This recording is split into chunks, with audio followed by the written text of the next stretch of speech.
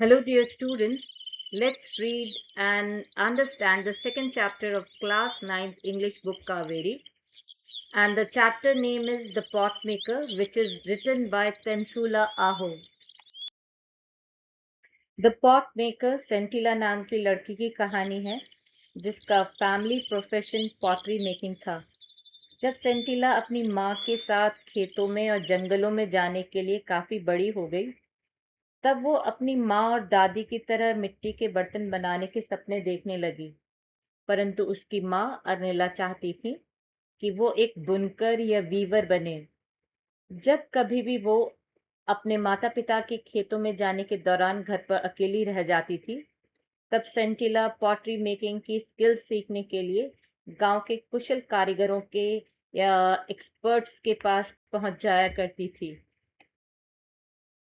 Pottery expert एक छोटी सी लड़की की रिक्वेस्ट या सीखने की लगन देखकर खुश हो जाया करते थे। साथ ही उनका ये भी सोचना था कि बड़े होने पर जल्द ही वो अपना चाइल्डिश पैशन छोड़ देगी।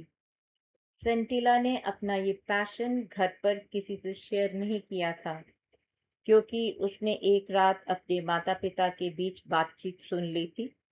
उसकी मदर सेंटिला को वीवर या बुनकर बनाना चाहती थीं, परंतु सेंटिला का वीविंग के प्रति डिसइंटरेस्ट या इनडिफरेंस देखकर परेशान थी।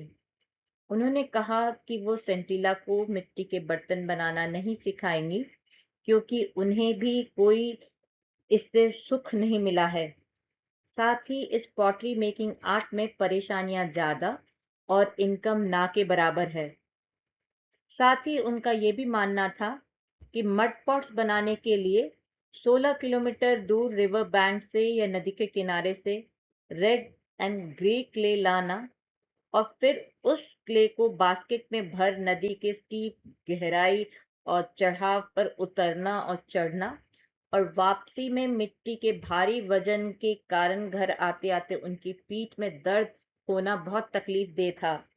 और फिर उस स्टबर्न या उस सख्त क्ले को सॉफ्ट बनाने के लिए उसे बैम्बू सिलिंडर्स में डालकर बहुत देर तक पाउंड करना या कूटना बहुत ही तकलीफ दे या थकाने वाला प्रोसेस था।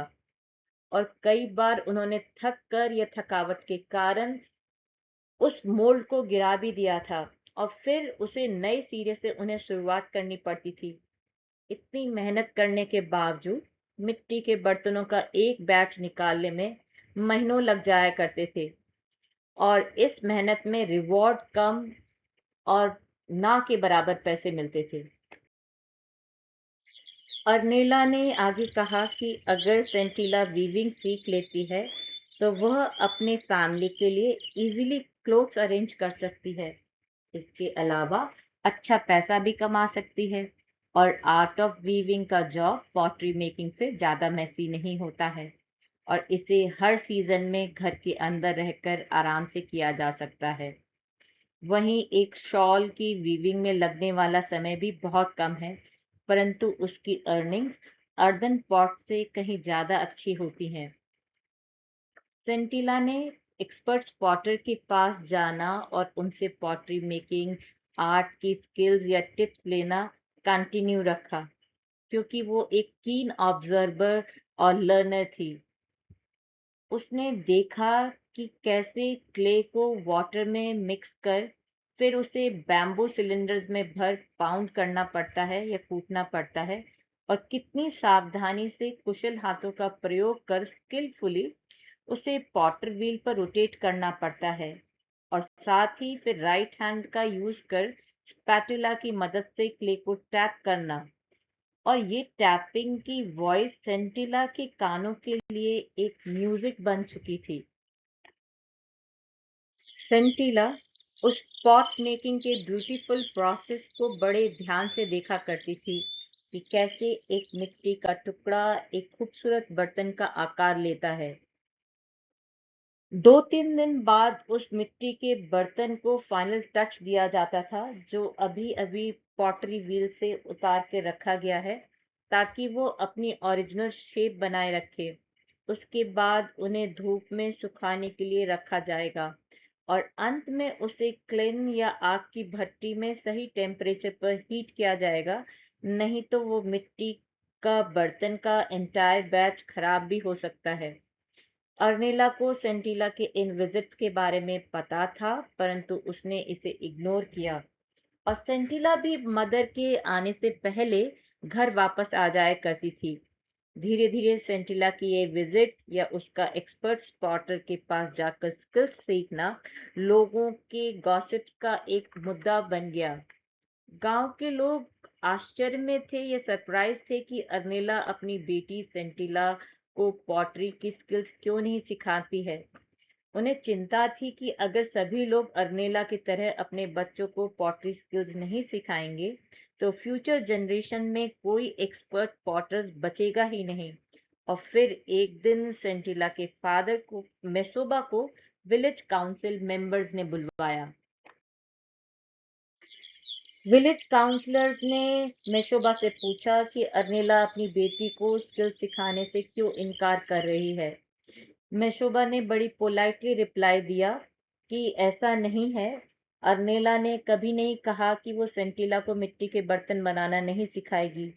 ये केवल इतना है कि हम चाहते हैं कि सेंटिला अपनी बीमारी के बाद मजबूत हो या अपनी स्ट्रेंथ को रिकवर कर ले। आप सभी जल्द ही सेंटिला को बेस्ट पॉटरी बनाते हुए देखेंगे। मेशोबा की क्लैरिफिकेशन सुनने के बाद उन्हें जाने दिया गया, परंतु साथ ही उन्हें सावधान किया गया कि वापस जाकर वो अर्नेला को याद दिलाएं कि यह उसकी रिस्पॉन्सिबिलिटी है कि वो अपनी बेटी को पॉटरी स्किल सिखाए, तभी वो skill generation to generation pass on होगी। विलेजर ने ये भी समझाया उन्हें कि मिट्टी के बर्तन बनाने की स्किल्स ना केवल लोगों की जरूरतें पूरी करती है, साथ ही ये स्किल्स एक ट्रेडिशन और हिस्ट्री का सिंबॉलिक रिप्रेजेंटेशन भी है। अगले साल या फॉलोइंग ईयर अर्नेला सेंटिला को रिवर बैंक लेकर गई, जहां ग्रे और रेड क्ले मिला करती थी। उसने सेंटिला को दाव या मिट्टी निकालने का औजार का यूज करना, क्ले को बास्केट में कैसे लोड करना, फिर ट्रक में पानी मिलाकर क्ले को सोक करना, उसके बाद बैम्बू के सिलेंडर्स में राइट प्रोपोर्शन में पाउंड या कूटने की आदि बहुत सारी विधियां उसे सिखाई। परंतु जब सेंटिला उस गीली मिट्टी को पॉटरी व्हील पर रख उसे एक शेप देना चाहा, तो वो इसे करने में नाकाम रही। अर्नेला एक कोने में बैठ अपनी बेटी को बार बार कोशिश करते देखती रही। आखिरकार फीलिंग अशेम्ड एंड एम्बैरेस्ड, सेंटिला ने फ्रस्ट्रेशन में आकर अपना सर झुका लिया। ये देख अर्नेला ने उस गीली मिट्टी को उठाया और उसे एक ब्यूटीफुल पॉट में कन्वर्ट कर दिया। और ये लर्निंग एंड टीचिंग का सेशन साल भर चलता रहा, पर सेंटिला अपनी माँ से कुछ भी नहीं सीख पाई।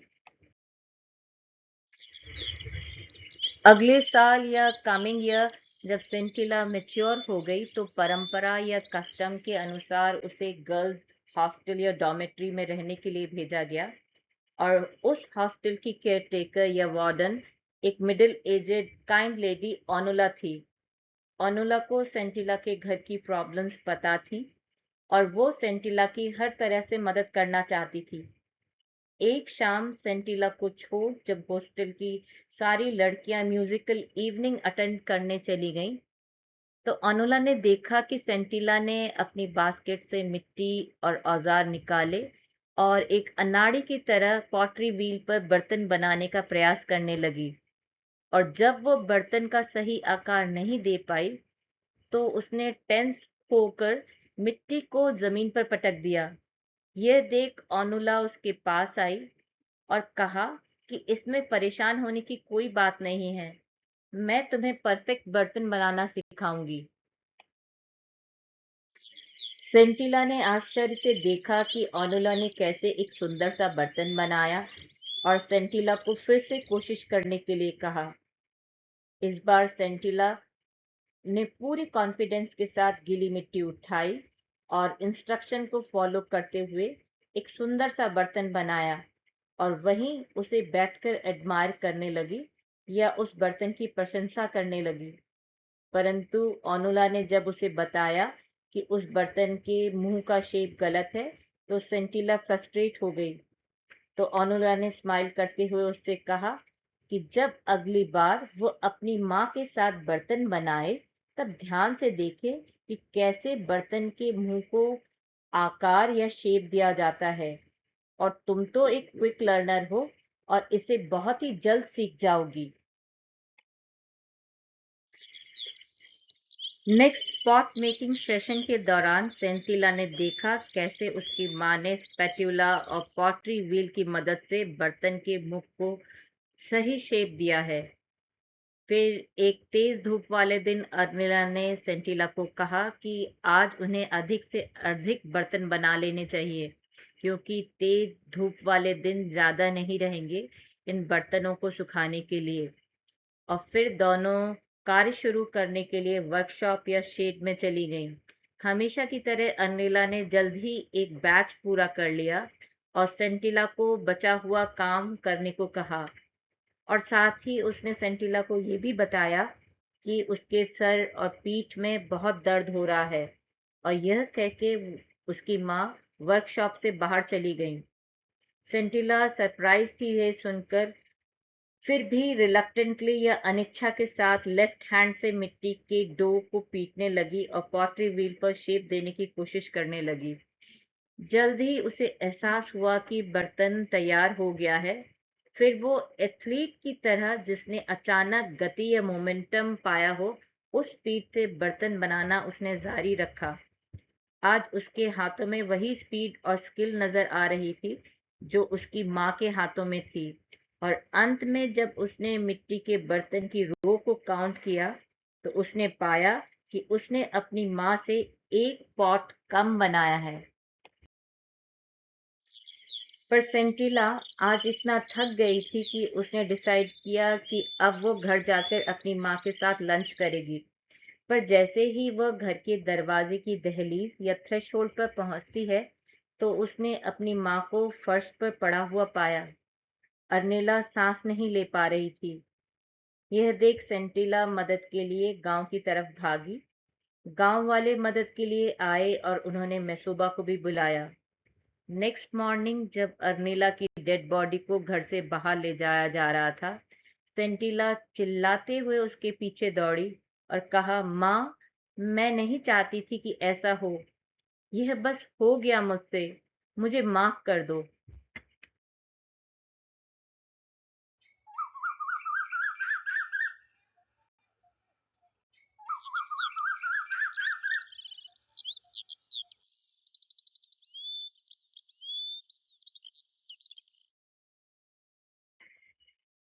हॉस्टल वार्डन ओनुला को छोड़ विलेजर्स को सेंटिला की बात समझ नहीं आई।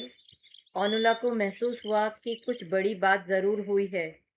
वापस जाते वक्त ओनुला ने देखा कि वर्कशेड का दरवाजा थोड़ा सा खुला हुआ था। क्यूरियोसिटी के चलते उसने शेड के अंदर कदम रखा, तो उसने दो रोज न्यूली मेड पॉट्स के देखे। ये न्यूली मेड अर्दन पॉट्स की रोज, जो साइड बाय साइड बड़े सलीके से लगी हुई थी, और दोनों रोज में डिफरेंस बताने लायक कुछ भी नहीं था। अनुला को पूरा विश्वास था, या वो अश्योर्ड थी कि ये सारे बैच किसी एक व्यक्ति ने नहीं बनाए हैं। अनुला बहुत देर तक वहीं खड़ी नए मिट्टी के बर्तन के बैचेस को निहारती रही। फिर धीरे धीरे वो उस अद्भुत स्थान से दूर चली गई, क्योंकि आज उसे पता था कि एक नए स्किल्ड पॉटर या बर्तन एक्सपर्ट का जन्म हो चुका है। Moral of the story: hard work and perseverance never goes to waste. कड़ी मेहनत और लगन कभी व्यर्थ नहीं जाती। Thank you and keep learning.